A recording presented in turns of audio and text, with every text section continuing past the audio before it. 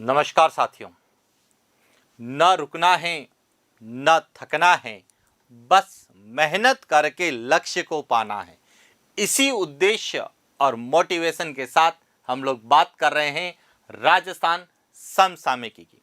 और राजस्थान समसामयिकी में हम भारतीय वन रिपोर्ट 2023 के बारे में राजस्थान के संदर्भ में अध्ययन कर रहे हैं। और भारतीय वन रिपोर्ट 2023 को लेके क्या प्रश्न पूछे जाते हैं, तो एक तो पृष्ठभूमि के संदर्भ में प्रश्न पूछे जाते हैं, आंकड़ों के संदर्भ में प्रश्न पूछे जाते हैं, वनों के वितरण के संदर्भ में प्रश्न पूछे जाते हैं और उसके साथ वनस्पति को लेके भी प्रश्न पूछे जाते हैं। अब यहाँ पे जो सबसे इंपॉर्टेंट बात जो हमें एग्जाम पॉइंट ऑफ व्यू से पूछे जाने की संभावना है कि भारतीय वन रिपोर्ट 2023 के अनुसार किस किस वनस्पति के संदर्भ में क्या प्रश्न पूछे जाएंगे। सामान्यतः जब भारतीय वन रिपोर्ट 2023 का विद्यार्थी अध्ययन करता है राजस्थान के संदर्भ में, तो वह आंकड़े और वितरण को तो पढ़ता है, लेकिन वनस्पति को लेके क्या प्रश्न बनते हैं उन पर वह विचार कम करता है। लेकिन हमारा कोई भी प्रश्न भारतीय वन रिपोर्ट 2023 को लेके पूछा जाए तो गलत नहीं हो, इसके लिए मैं हर एक क्लास एक स्पेशल टॉपिक पर बात करता हूं। सबसे पहले हमने पृष्ठभूमि पे बात की, तो क्लियर होना चाहिए कि भारतीय वन रिपोर्ट 2023 को लेके पृष्ठभूमि के क्या प्रश्न आते हैं। उसके बाद हमने आंकड़ों पर बात की, फिर हमने वितरण पर बात की और आज हम वनस्पति पर बात करेंगे कि क्या भारतीय वन रिपोर्ट के अनुसार राजस्थान की वनस्पति को लेके क्या प्रश्न बनेंगे। तो शुरुआत करते हैं आज के सेशन की। और पहला प्रश्न आप लोगों के लिए निम्नलिखित में से असुमेलित युग्म है। ए धोकड़ा टेक्टोना ग्रैंडिस, बी खैर अकेसिया कैपो, सी पलास ब्यूटिया मोनोस्पर्मा, डी महुआ मधुका लॉन्गीफोलिया। अब आपको बताना है इसमें से कौन सा असुमेलित है। तो अब ध्यान रखना कि यह जो है प्राकृतिक वनस्पति है और यह इसका वैज्ञानिक नाम है, बायोलॉजिकल नाम है। और कई बार प्रश्न हमें इसी प्रकार से पूछे जाते हैं कि राजस्थान की जो प्रमुख वनस्पति जिसका उल्लेख भारतीय वन रिपोर्ट में किसी न किसी रूप में किया है, उनके वैज्ञानिक नाम पूछे जा सकते हैं। अब देखिए, सबसे पहले हम बात करते हैं धोकड़ा की। धोकड़ा इसका जो वैज्ञानिक नाम है वह है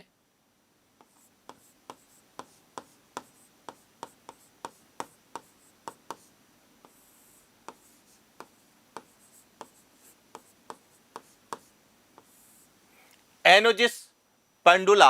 इसका वैज्ञानिक नाम है टेक्टोना ग्रैंडिस। यह सागवान का नाम है। टेक्टोना ग्रैंडिस जो है यह किसका नाम है? यह सागवान का नाम है और इसीलिए इसका सही उत्तर है वह ए, जो कि असुमेलित है। अब यह क्यों पूछा जाता है, इसके पीछे कारण है कि जब हम राजस्थान में वनों का अध्ययन करते हैं, वनस्पति का अध्ययन करते हैं, तो यह जो है एनोजिस पंडुला राजस्थान में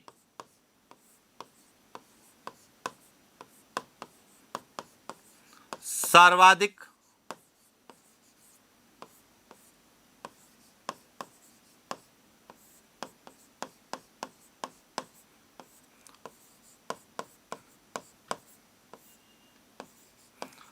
जिन्हें हम क्या कहते हैं,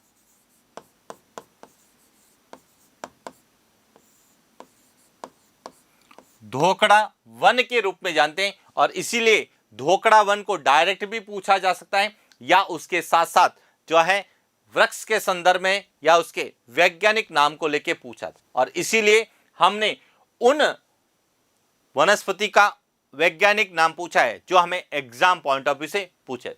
इसके बाद दूसरा है खैर, जिसका वैज्ञानिक नाम है अकेसिया कैपो। और इसको लेके प्रश्न जो पूछा जाता है वह पूछा जाता है जो कथोड़ी जनजाति है, कथोड़ी जनजाति, यह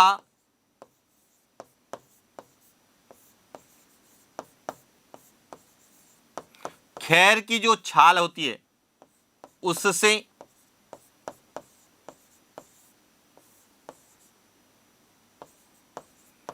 हांडी पद्धति के द्वारा क्या बनाती है? कत्था बनाती है। और इसीलिए कई बार हमें कथोड़ी जनजाति को लेके पूछा जाता है कि कत्था बनाने वाली जनजाति कौन सी है? कथोड़ी जनजाति। या फिर प्रश्न आता है कि कथोड़ी जनजाति कत्था बनाने के लिए किस वृक्ष का उपयोग करती है? तो खैर के वृक्ष का उपयोग करती है। और खैर के वृक्ष के कौन से भाग का उपयोग करती है? खैर की छाल का प्रयोग करती है। तो यहां भी एग्जाम पॉइंट ऑफ व्यू से पूछा जाता है कि कत्था बनाने के लिए वृक्ष के किस भाग का प्रयोग किया जाता है? तो छाल का प्रयोग किया जाता है। इसके बाद है तीसरा पलाश, जिसे ब्यूटिया मोनोस्पर्मा वैज्ञानिक नाम है, ब्यूटिया मोनोस्पर्मा। और इससे का जो प्रश्न हमें पूछा जाता है वह पूछा जाता है, इन्हें ढाक वन भी कहते हैं या ढाक वृक्ष भी कहा जाता है, जिसे फ्लेम ऑफ फॉरेस्ट,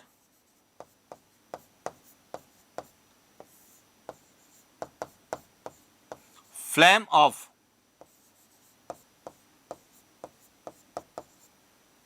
फॉरेस्ट के रूप में जाना जाता है। और इसके बाद है महुआ, मधुका लॉन्गिफोलिया। और इसे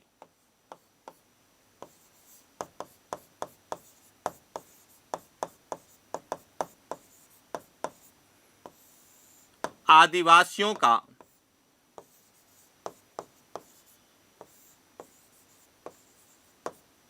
कल्प वृक्ष कहा जाता है।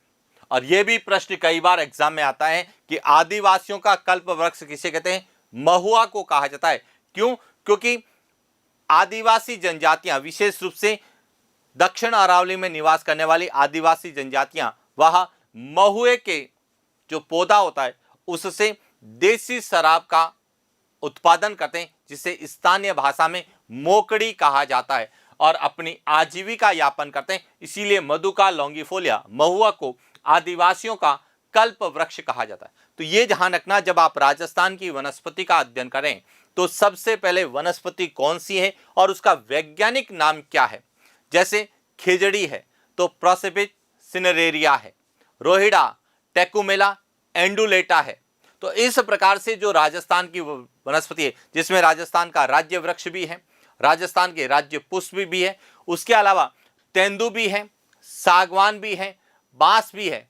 तो यह विशेष रूप से हमें एग्जाम में पूछा जाता है। और जितने भी प्रश्न जो एग्जाम में पूछे जाने की संभावना है उसके बारे में हमने चर्चा की। और ये जो वनस्पति, इसका उल्लेख भारतीय वन रिपोर्ट में किसी न किसी रूप में है, इसीलिए हमें डायरेक्ट प्रश्न पूछा जा सकता है। इसके बाद अगला, राजस्थान में NTF यानी नॉन टिम्बर फॉरेस्ट प्रोडक्ट प्रजाति के वृक्षों में सर्वाधिक संख्या किस वृक्ष की है? कि जब हम भारतीय वन रिपोर्ट 2023 का अध्ययन करते हैं तो उसमें दे रखा है कि non timber forest product, non timber forest product यानी कि जिसका उपयोग इमारती लकड़ी के रूप में नहीं किया जाता है, यानी ऐसे वृक्ष जिससे इमारती लकड़ी प्राप्त नहीं होती है, उन्हें कहा जाता है नॉन टिम्बर फॉरेस्ट प्रोडक्ट। इस प्रजाति के वृक्षों में सर्वाधिक संख्या किस वृक्ष की है? ए सागवान, बी खैर, सी तेंदू, डी पलाश। ये सबसे इंपॉर्टेंट प्रश्न है और इसका उल्लेख भारतीय वन रिपोर्ट 2023 के अंतर्गत दिया गया है। तो अब समझना यहां से सबसे पहले कि राजस्थान की बात करें तो जो नॉन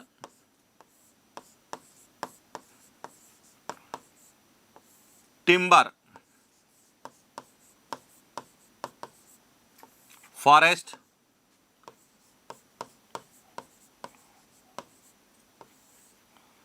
कि इसका मतलब है गैर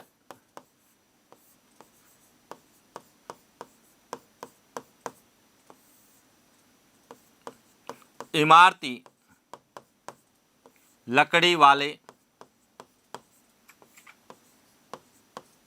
वन, कि राजस्थान में गैर इमारती लकड़ी वाले वनों में सबसे ज्यादा कौन से वृक्ष की संख्या है? तो अब ध्यान रखना, 18वीं भारतीय वन रिपोर्ट 2023 के अनुसार बात करें तो राजस्थान में सबसे ज्यादा किसकी है? पलाश। और पलाश जिसे ढाक भी कहा जाता है या इसका वैज्ञानिक नाम ब्यूटिया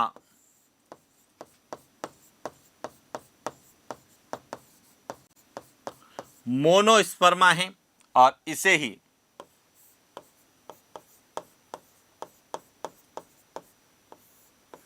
जंगल की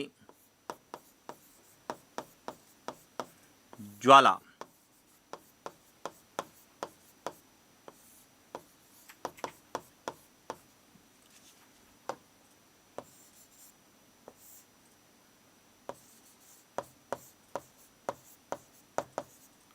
फ्लेम ऑफ फॉरेस्ट कहते हैं।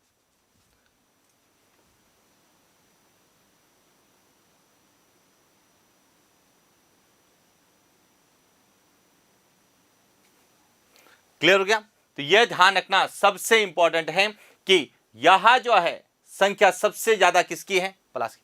अब यहां से एक और प्रश्न जो हमें एग्जाम में पूछा जाता है कि राजस्थान में सबसे ज्यादा जो पलाश के वृक्ष है, यानी कि जिन्हें हम पलाश वन, राजस्थान में सबसे ज्यादा पलाश वन या ढाक वन कहां पाए जाते हैं, यह भी पूछा था।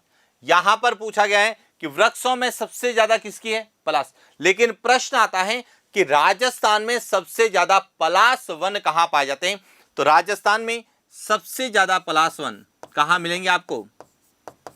राजसमंद में। राजसमंद में सबसे ज्यादा पलाश वन है। यह भी एग्जाम पॉइंट ऑफ व्यू से ध्यान रखना कि नॉन टिम्बर में सबसे ज्यादा वृक्ष कौन से हैं? पलाश। और पलाश सबसे ज्यादा कहां पर है? राजसमंद। और इसीलिए हमें एग्जाम में वही जो है वनस्पति पूछी जाती है जो वर्तमान में चर्चित है या जिसका उल्लेख वर्तमान के राजस्थान की वनों की स्थिति के अंतर्गत दिया गया है। अब इसी प्रकार हम सागवान की बात करें तो राजस्थान में सागवान सबसे ज्यादा कहां पाए जाते हैं? तो यह ध्यान रखना, दक्षिणी राजस्थान। सागवान सबसे ज्यादा कहां पाए जाते हैं? दक्षिणी राजस्थान। और दक्षिणी राजस्थान में डूंगरपुर और बांसवाड़ा में सबसे ज्यादा है। खैर यहां सबसे ज्यादा पाया जाता है उदयपुर है,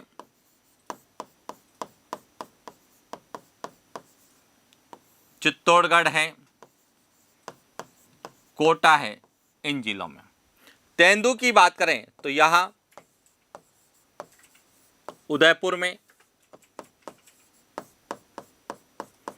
चित्तौड़गढ़ में,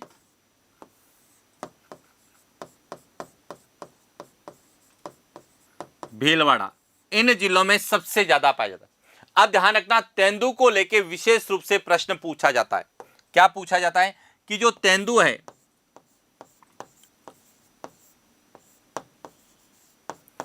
तेंदू की जो पत्ती है उसे स्थानीय भाषा में क्या कहा जाता है? टीमरू कहा जाता है। और इस पत्ती से क्या बनाई जाती है? बीड़ी बनाई जाती है। यानी कि बीड़ी बनाने के लिए किसका उपयोग करते हैं? तेंदू की पत्ती का उपयोग करते हैं। और इसीलिए हमें प्रश्न पूछा जाता है कि बीड़ी उद्योग एक वन आधारित उद्योग है। यह ध्यान रखना, बीड़ी उद्योग वन आधारित उद्योग है। और जब हम राजस्थान में कच्चे माल आधारित उद्योगों का अध्ययन करते हैं तो उसमें हम बीड़ी उद्योग को वन आधारित उद्योग की श्रेणी में पढ़ते हैं। और कई बार हमें तेंदू को लेकर प्रश्न नहीं पूछा जाता है, बीड़ी को लेकर प्रश्न पूछा जाता है कि राजस्थान में बीड़ी उद्योग के लिए कौन से शहर प्रसिद्ध है। तो राजस्थान में जब वन आधारित उद्योगों में बीड़ी उद्योग की बात करें, बीड़ी उद्योग, तो राजस्थान में जब बीड़ी उद्योग है यह सबसे ज्यादा है टोंक, अजमेर और भीलवाड़ा। इन 3 जिलों में बीड़ी उद्योग का सबसे ज्यादा विकास हुआ है। और इसीलिए ध्यान रखना, हमें उद्योगों को लेके भी जब प्रश्न आता है तो बीड़ी उद्योग वन आधारित उद्योगों के अंतर्गत पूछा जाता है। और बीड़ी बनाने के लिए किसका प्रयोग करते हैं? तेंदू की पत्ती का प्रयोग करते हैं। और इसीलिए 1974 में तेंदू की पत्ती का राष्ट्रीयकरण किया गया कि तेंदू यानी बीड़ी बनाने के लिए आपको लाइसेंस लेने की आवश्यकता होती। और इस प्रकार से हमें भारतीय वन रिपोर्ट में जो नॉन टिम्बर फॉरेस्ट में सबसे ज्यादा कौन से वृक्ष हैं, तो यहां पलाश वन विशेष रूप से याद करके जाना। या तो पलाश पूछेगा, या पलाश वन सबसे ज्यादा कहां पाए जाते हैं? राजसमंद में। या फिर इसका वैज्ञानिक नाम क्या है ये पूछा जाता है, या फिर इसको क्या संज्ञा दी गई है। तो जो प्रश्न जिस तरीके से एग्जाम में पूछे जाने की संभावना है, हम उस पर चर्चा करते हैं। बात करते हैं अगले प्रश्न की। अगला प्रश्न है कि राजस्थान के ग्रामीण क्षेत्र में सर्वाधिक कौन सा वृक्ष पाया जाता है? ए विलायती बबूल, बी खेजड़ी, सी रोहिड़ा और डी बांस। अब यहां पे सबसे इंपॉर्टेंट है, इसमें 90% विद्यार्थी जो उत्तर करके आते हैं वह खेजड़ी को करके आएंगे, क्योंकि वह राजस्थान का राज्य वृक्ष है। लेकिन ध्यान रखना, राजस्थान के ग्रामीण क्षेत्रों में सबसे ज्यादा जो वृक्ष पाया जाता है वह सबसे ज्यादा पाया जाता है ए विलायती बबूल जो है, यह राजस्थान के ग्रामीण क्षेत्र में सबसे ज्यादा पाया जाने वाला वृक्ष है। विलायती बबूल जिसे क्या कहा जाता है?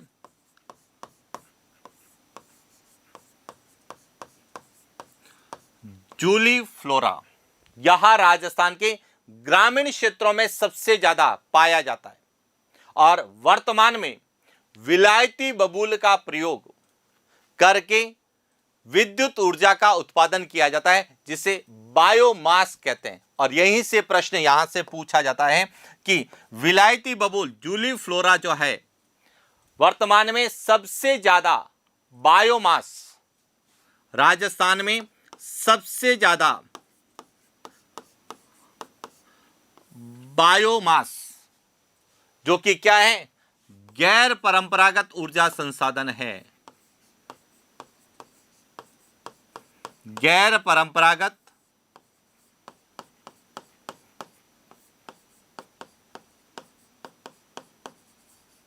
ऊर्जा संसाधन है।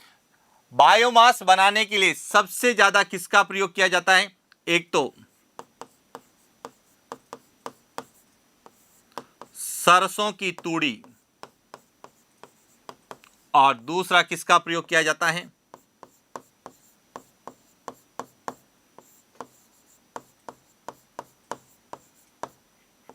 जूली फ्लोरा। और राजस्थान के ग्रामीण क्षेत्रों में सबसे ज्यादा कौन सा पाया जाता है? विलायती बबूल। अब यहां से एक और इंपॉर्टेंट प्रश्न बनता है कि राजस्थान का पहला विलायती बबूल आधारित बायोमास संयंत्र की स्थापना कहां की गई? तो यह भी ध्यान रखना, बायोमास संयंत्र किस आधारित?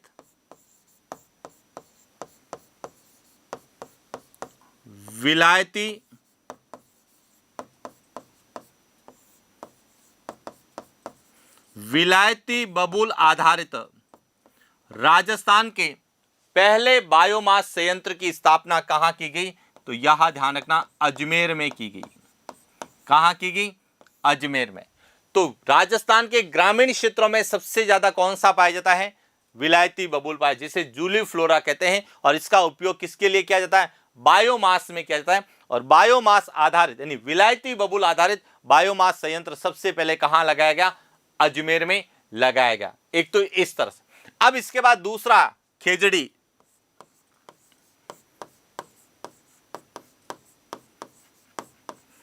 प्रोसेपिस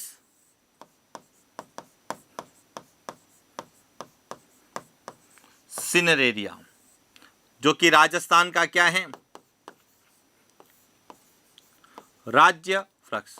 और यहां ध्यान रखना, दूसरा है, पहला तो है विलायती बबूल और दूसरा ग्रामीण क्षेत्रों में दूसरा सर्वाधिक पाया जाने वाला वृक्ष कौन सा है? खेजड़ी है। क्लियर? और खेजड़ी, इसे राजस्थान के राज्य वृक्ष का दर्जा दिया गया, यह सब जानते हैं।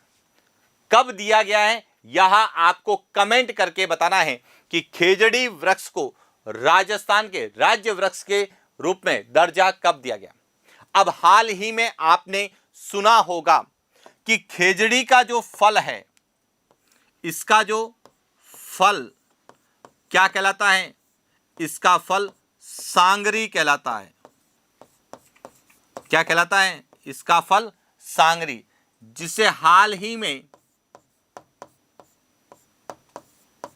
जीआई टैग, भौगोलिक संकेतक में, ज्योग्राफिकल इंडेक्स में शामिल किया गया है। यानी कि सांगरी को जीआई टैग का दर्जा राजस्थान की तरफ से दिया गया है। इसीलिए यह भी प्रश्न एग्जाम पॉइंट ऑफ व्यू से इंपॉर्टेंट है कि राजस्थान के ग्रामीण क्षेत्र में दूसरा सर्वाधिक कौन सा वृक्ष पाया जाता है, या राजस्थान का राज्य वृक्ष क्या है, या फिर हाल ही में राजस्थान की ओर से जीआई टैग में किसे शामिल किया गया है? तो खेजड़ी के फल सांगरी को शामिल किया। और खेजड़ी की पत्ती, जो कि हमारे पालतू पशु, विशेष रूप से बकरी है, भेड़ है, उनके लिए क्या है? पोषक पदार्थ के रूप में, भोजन के रूप में, चारे के रूप में, जिसे स्थानीय भाषा में लूम या लूमड़ा कहा जाता है। तो इस प्रकार से खेजड़ी। अब एक और पॉइंट ध्यान रखना, खेजड़ी जो राजस्थान का राज्य वृक्ष है, इसे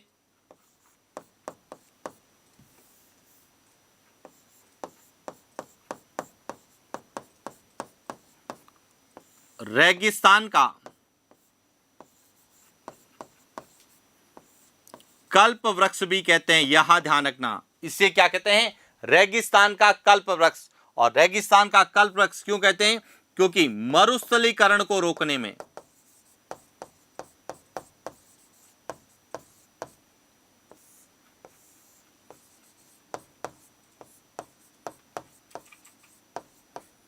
मरुस्थलीकरण को रोकने में सबसे उपयोगी वृक्ष कौन सा माना जाता है?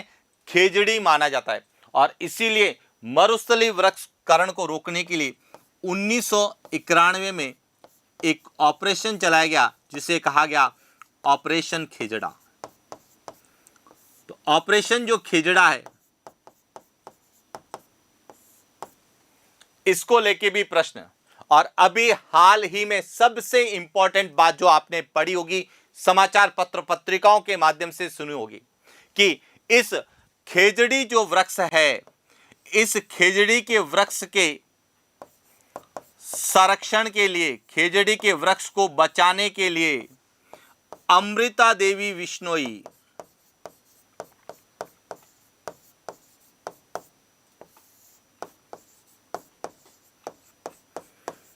अमृता देवी विश्नोई ने 363 लोगों के साथ जो है अपने प्राणों की आहुति दी।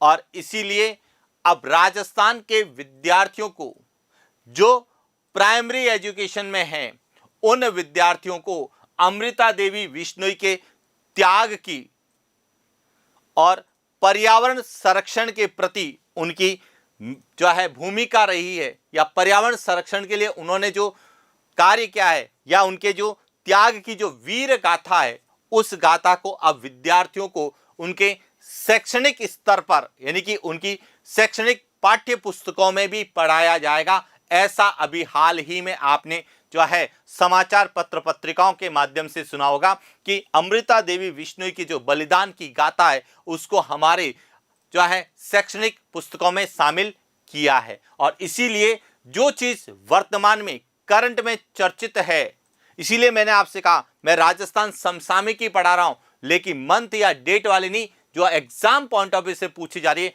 उसको पढ़ा रहा हूं।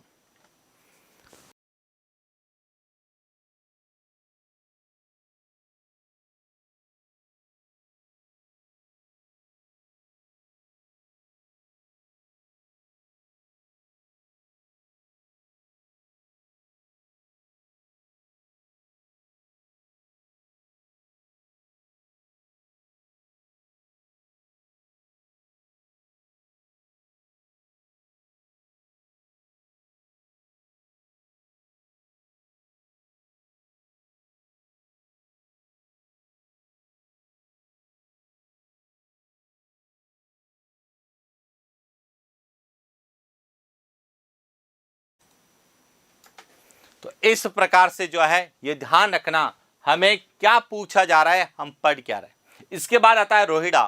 रोहिड़ा, जो रोहिड़े का पुष्प है, रोहिड़े का जो पुष्प है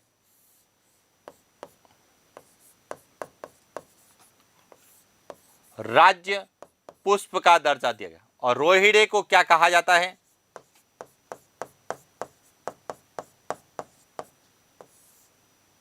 रेगिस्तान का सागवान कहा जाता है।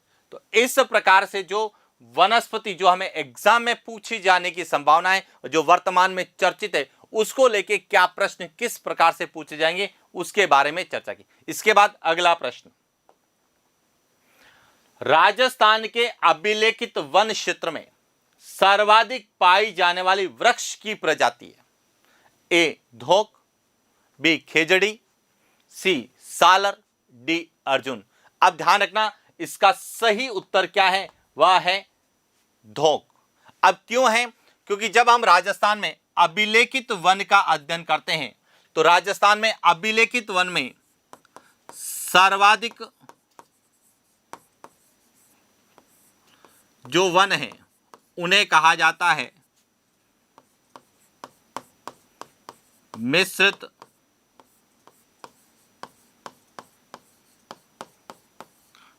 पर्णपाती वन।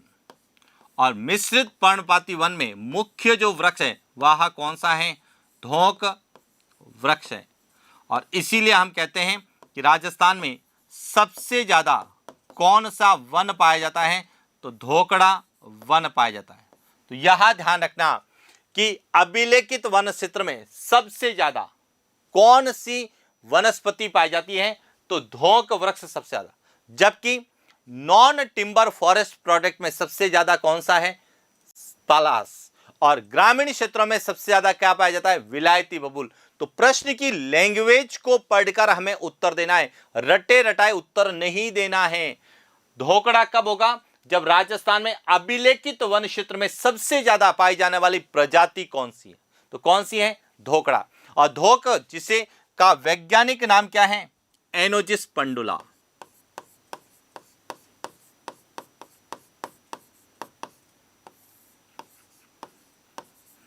एनोजिस पंडुला इसका क्या है? वैज्ञानिक नाम। इसके बाद है खेजड़ी। खेजड़ी जो कि राजस्थान का राज्य वृक्ष भी है, साथ ही साथ यह मरुस्थलीकरण रोकने में भी सहायक है।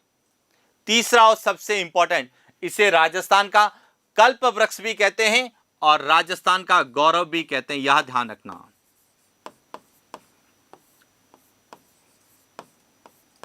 राजस्थान का गौरव भी कहते हैं। और खेजड़ी को अलग अलग नाम से जानते हैं। खेजड़ी को जो है समी भी कहा जाता है, झाटी भी कहा जाता है, सीमलो भी कहा जाता है, पेय मेय भी कहा जाता है,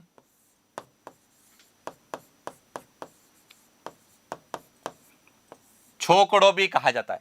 और अभी हाल ही में खेजड़ी वृक्ष काफी चर्चित रहा है, समाचार पत्रों की सुर्खियां रहा है। एक तो रहा है खेजड़ी के जो फल है सांगरी को, उन्हें जीआई टैग भौगोलिक संकेतक में शामिल किया गया।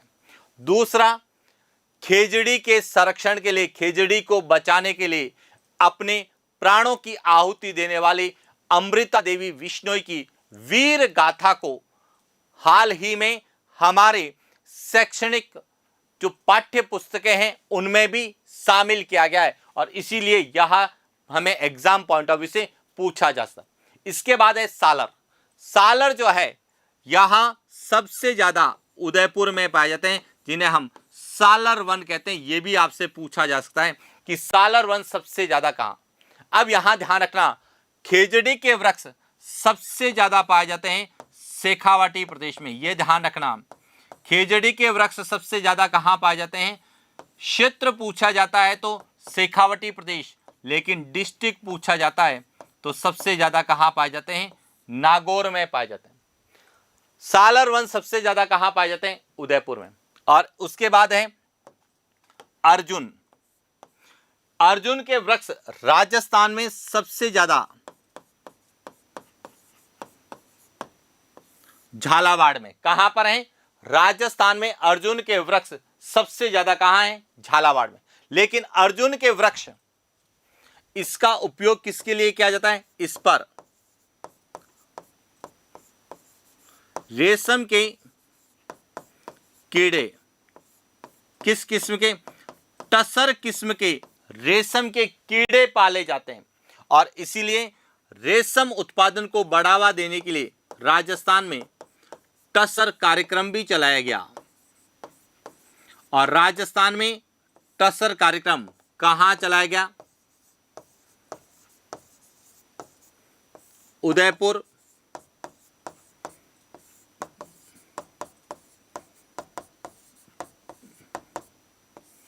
कोटा और बांसवाड़ा में चलाया गया। तो इस प्रकार से हमें अर्जुन के वृक्ष सबसे ज्यादा कहां है? झालावाड़ में। लेकिन प्रश्न आता है कि राजस्थान में रेशम के कीड़े किस वृक्ष पर? क्योंकि रेशम के कीड़े सामान्यतः शहतूत के वृक्ष पर पाले जाते हैं, लेकिन शहतूत उष्ण कटिबंधीय सदाबहार वनों की श्रेणी में आता है जो सबसे ज्यादा कर्नाटका में, और इसलिए रेशम उत्पादन के लिए कर्नाटक जाना जाता है। राजस्थान में जो है रेशम के कीड़े जो है किस? अर्जुन के वृक्ष पर पाले जाते हैं। और राजस्थान में रेशम उत्पादन को बढ़ावा देने के लिए एक कार्यक्रम चलाया गया, टसर कार्यक्रम। और राजस्थान के किन जिलों में चलाया गया? उदयपुर, कोटा और बांसवाड़ा, इन 3 जिलों में टसर कार्यक्रम चलाया गया। तो इस प्रकार से हमें जो जो वनस्पति इंपॉर्टेंट है उसके बारे में पूरी जानकारी होना जरूरी है कि उसका वैज्ञानिक नाम क्या है, वह राजस्थान में कहां पाई जाती है, उसकी क्या विशेषता है और उसकी ऐतिहासिक विशेषता क्या है, भौगोलिक विशेषता क्या है, सांस्कृतिक विशेषता क्या है। जैसे हम खेजड़ी के बारे में पढ़ते हैं कि जो राजस्थान का गौरव खेजड़ी है, खेजड़ी की जो है पूजा, इसकी जो पूजा है वह दशहरा और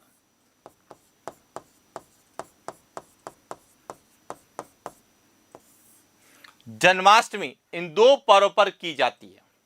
तो इस तरह से ध्यान रखना, हर वृक्ष की कोई न कोई भौगोलिक, ऐतिहासिक, सांस्कृतिक विशेषता है या उसकी आर्थिक विशेषता है, जो भी विशेषता है उसको भी हमें क्लियर करना होता है, तब जाके हमारा सिलेबस भी कवर होता है और हम वर्तमान के बदलते पेपर पैटर्न के अनुसार जो प्रश्न पूछे जाने की संभावना है उनको हम सही कर पाते हैं।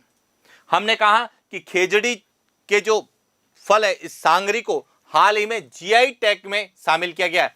तो एक क्लास हम राजस्थान के जीआई टैग पर बात करेंगे कि राजस्थान की कौन कौन सी हस्तकलाएं, कौन कौन से कृषि उत्पाद, कौन कौन से वन उत्पाद, कौन कौन से खाद्य सामग्री जिसे जीआई टैग में शामिल किया गया है। और जीआई टैग को लेकर निश्चित रूप से प्रश्न एग्जाम में आता है, तो जीआई टैग पर हम पूरी अलग से एक क्लास लेके बात करने वाले हैं। बात करते हैं अगले प्रश्न की।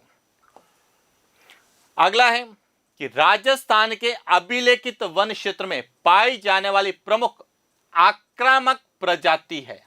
अब यह शब्द बहुत कम विद्यार्थियों ने सुना होगा, सामान्यतः इसका उल्लेख नहीं किया जाता है, पढ़ाया भी नहीं जाता है, लेकिन हमें एग्जाम पॉइंट ऑफ व्यू से पूछा जा सकता है कि राजस्थान के अभिलेखित वन क्षेत्र। अब देखिए, हमने कहा कि राजस्थान के अभिलेखित वन क्षेत्र में सर्वाधिक वृक्ष कौन से हैं? तो सबसे ज्यादा वृक्ष जो पाए जाते हैं वह है, सबसे ज्यादा तो कौन से हैं? धौक वन है। फिर हमने पढ़ा इसमें गैर इमारती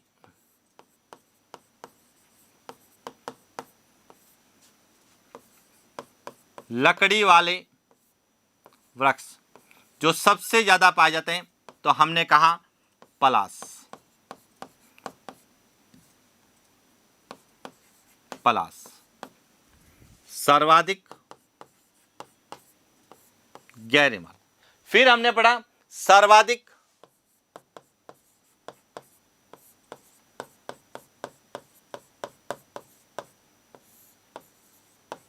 ग्रामीण क्षेत्र में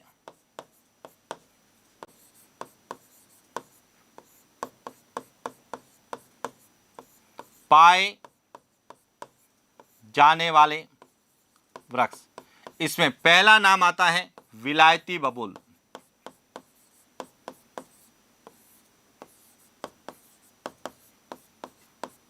और दूसरा नाम आता है, वह कौन सा है?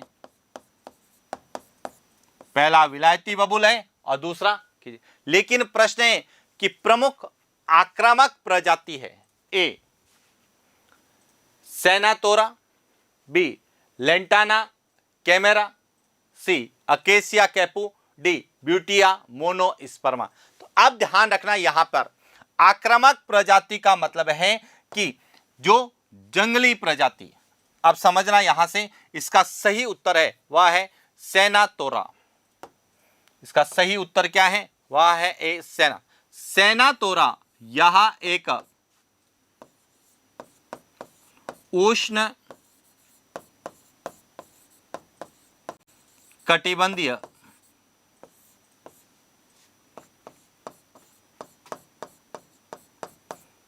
जंगली पौधा है। कैसा है? जंगली पौधा, जिसे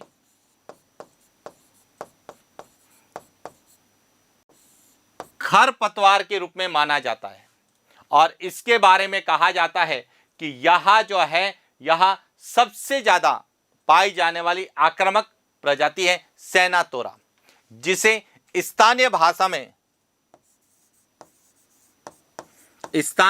में चकोड़ा या पवाड़िया भी कहा जाता है। चकोड़ा या पवाड़िया भी कहा जाता है। तो यह सबसे ज्यादा पाई जाती है। और दूसरी जो पाई जाती है वह है, यदि आपसे पूछा जाए कि दूसरी सर्वाधिक पाई जाने वाली कौन सी है, तो वह है लेंटाना कैमेरा। लेंटाना कैमेरा दूसरी सबसे ज्यादा राजस्थान में पाई जाने वाली आक्रामक प्रजाति के रूप में जानी जाती है। और अकेसिया कैपू, जिसके बारे में हम अध्ययन कर चुके हैं, अकेसिया कैपू जिसे क्या कहते हैं अपन? खैर कहते हैं। और ब्यूटिया स्पर्मा, जिससे हम क्या बोलते हैं?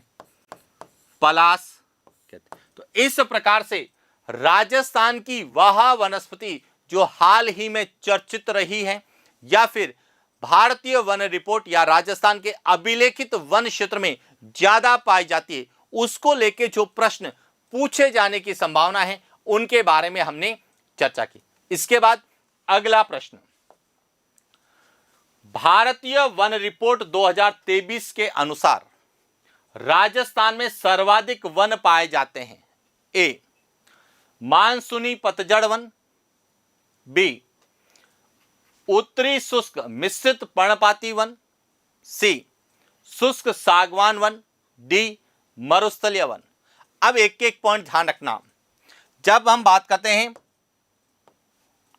राजस्थान में, तो जो जलवायु के आधार पर राजस्थान में 5 प्रकार के वन हैं, उसमें सबसे ज्यादा जो हमारे राजस्थान में पाए जाते हैं वह है उत्तरी शुष्क मिश्रित पर्णपाती वन, जिसमें मुख्य रूप से कौन सा वृक्ष पाया जाता है? धौंक वृक्ष। और यह राजस्थान में सबसे ज्यादा पाया जाता है, सबसे ज्यादा पाया जाता है। अब यदि बात करें मानसूनी पतझड़ वन, जिसे हम स्टेपी वन के रूप में भी जानते हैं। किसके रूप में जानते हैं? Steppe one. और राजस्थान में जब मानसूनी पतझड़ वन की बात करते हैं, तो यह लगभग 28.38% के रूप में है। शुष्क सागवान वन, जिसमें मुख्य रूप से कौन सा वृक्ष आता है? सागवान वृक्ष इसके अंतर्गत आता है। और यहां राजस्थान में कितना है? मात्र 6.86% है। मरुस्थलीय वन, जिन्हें हम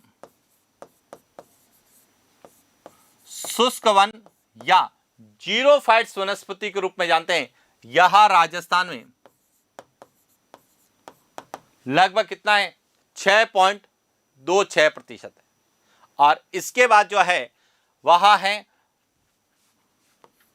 जो राजस्थान में सबसे ज्यादा पाए जाते हैं, और इसीलिए हमें एग्जाम में पूछे जाते हैं। और यह प्रश्न कई बार एग्जाम में आया है कि राजस्थान में सबसे ज्यादा कौन से वन पाए जाते हैं। तो जलवायु के आधार पे 4 प्रकार तो यह है, 5वां प्रकार है जिसे कहा जाता है उपोष्ण या उप उष्ण।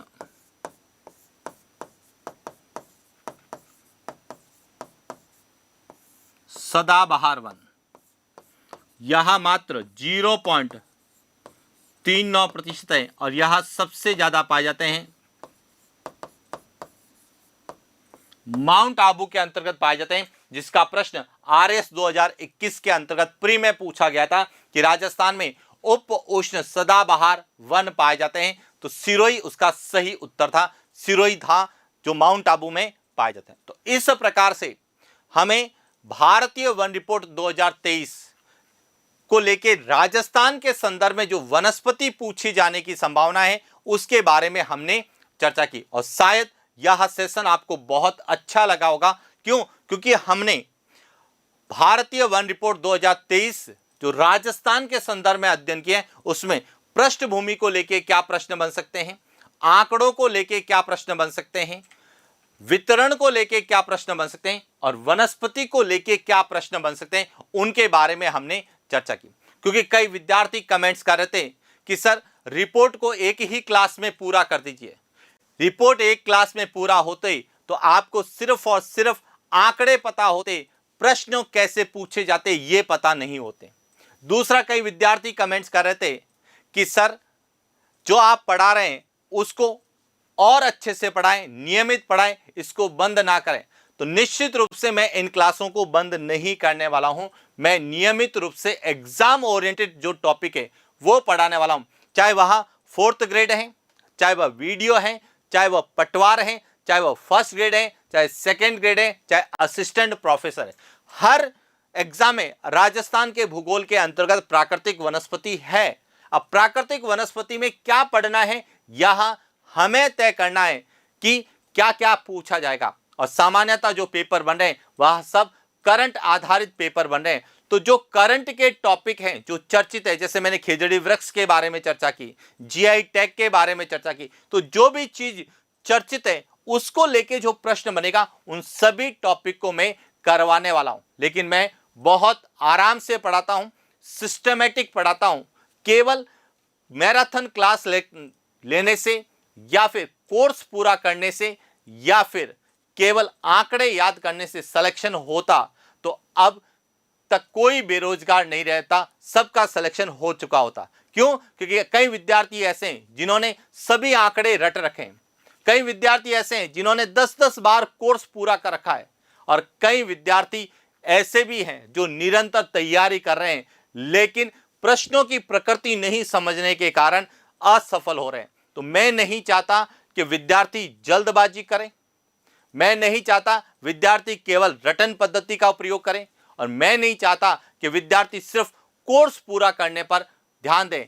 वह किसी भी टॉपिक को पढ़ें, अच्छे से पढ़ें, एग्जाम ओरिएंटेड पढ़ें, और एग्जाम में उस टॉपिक को लेके क्या प्रश्न बन सकते हैं, पूरे टॉपिक को लेके क्या प्रश्न पूछे जा सकते हैं, उनका अध्ययन करें। और वर्तमान के बदलते परीक्षा पैटर्न यानी कि बदलते प्रश्नों की प्रकृति को ध्यान में रखते हुए अध्ययन करें, केवल कोर्स पूरा करने पर या फिर रटने पर ध्यान नहीं दें।